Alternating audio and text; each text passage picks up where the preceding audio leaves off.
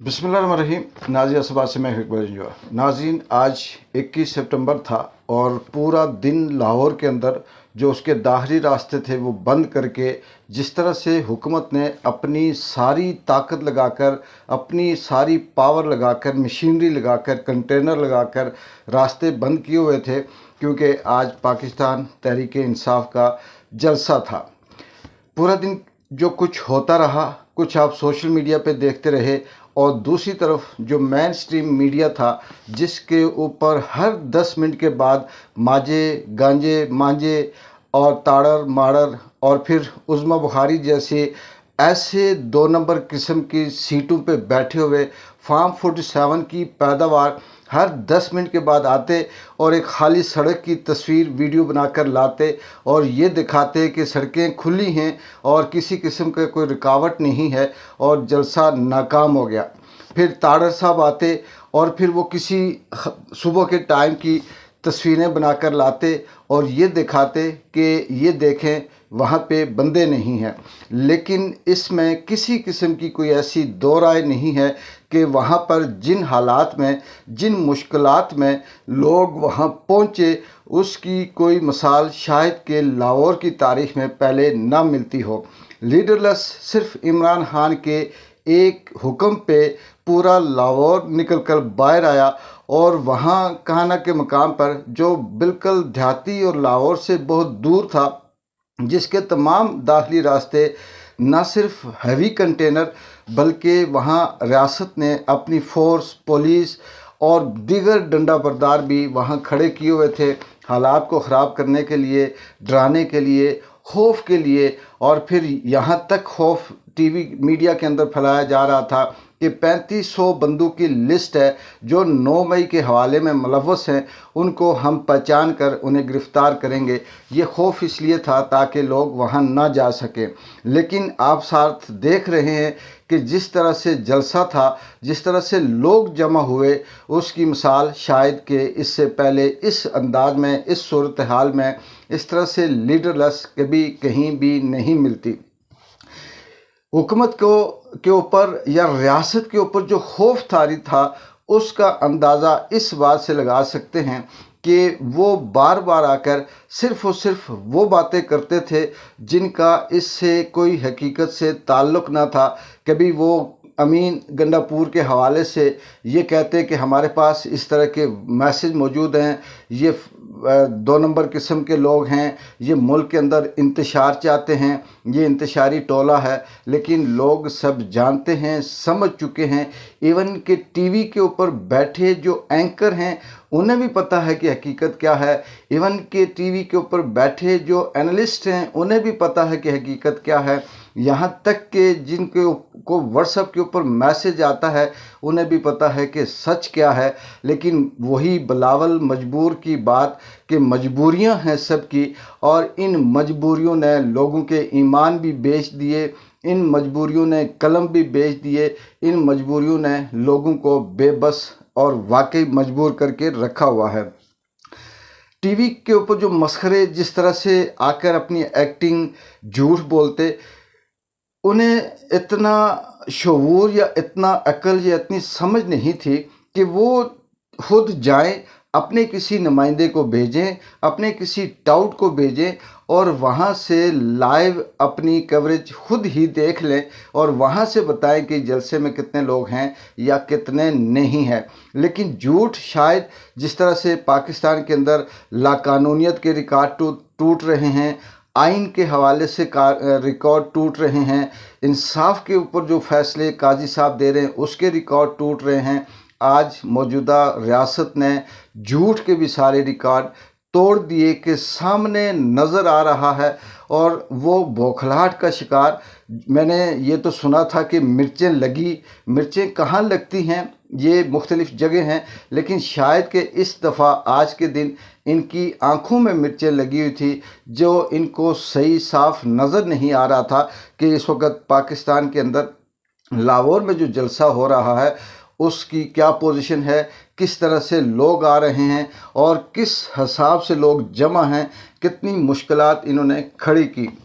यहाँ ये भी इनका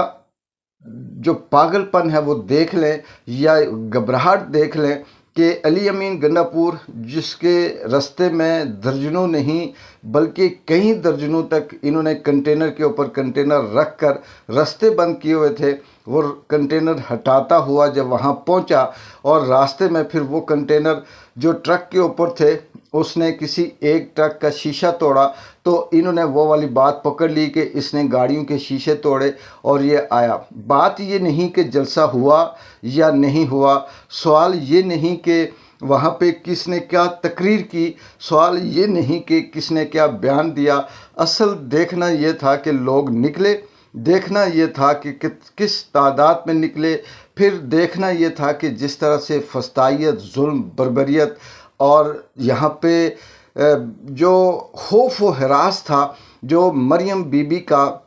जो जो निज़ाम था उसने किस तरह से इस निज़ाम को, इन लोगों को खौफ में रखा हुआ था। दो चार टिकटॉकरी भी आकर टीवी के ऊपर कभी कोई भाषण देती, कभी कोई धमकी देती, कभी कुछ ऐसा करते। ये वो लोग हैं नाजरीन, शायद कि जिनको बोलना ना आता हो, शायद जिनको ये ना पता हो कि वो जो बोल रहे हैं उन लफ्ज़ों का मतलब क्या है, लेकिन चिट पे लिख कर वो आकर ये बातें करते हैं और ये सोचते हैं कि हम इस मुल्क के हुक्मरान हैं। यहाँ पर जो मरियम बीबी हैं, इज़्ज़त ज़िल्लत अल्लाह के हाथ में है। सोशल मीडिया पर जिस तरह से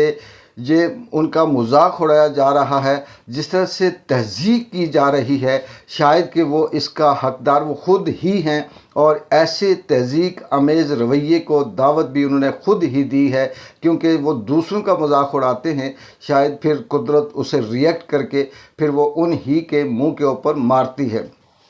ये इक़्तिदार हो या ताकत हो या नशा हो, ये बहुत कम टाइम तक होता है। मरियम नवाज़ कब तक इस लाहौर के अंदर इस तरह से पावर में रहेंगी, ये तो पत्थर पे लकीर है कि इस दफ़ा तो फार्म 47 काजी उस ईसा फाइज़ की मेहरबानी है कि उसने बिल्कुल अपनी आखिरत, दुनिया, सारा कुछ ख़राब करके, अपनी दानिश ख़राब करके इस हद तक गिरकर उसने ये फ़ैसले दिए कि फार्म 47 से उनको किसी को वज़ीर बनाया, किसी को वज़ीर आला बनाया, किसी को गवर्नर बनाया, किसी को कुछ बना दिया। लेकिन आने वाली तारीख़ में शायद के कहीं 100 सालों तक इनकी नस्ल से अब दोबारा इस पंजाब के अंदर पावर में कोई नहीं आ सकता। उसकी वजह ये नहीं कि इमरान खान होगा, उसकी वजह ये है कि ये जो जुल्म कर रहे हैं, ये जो झूठ बोल रहे हैं, ये जो जिस तरह से पंजाबियों के साथ या पाकिस्तानियों के साथ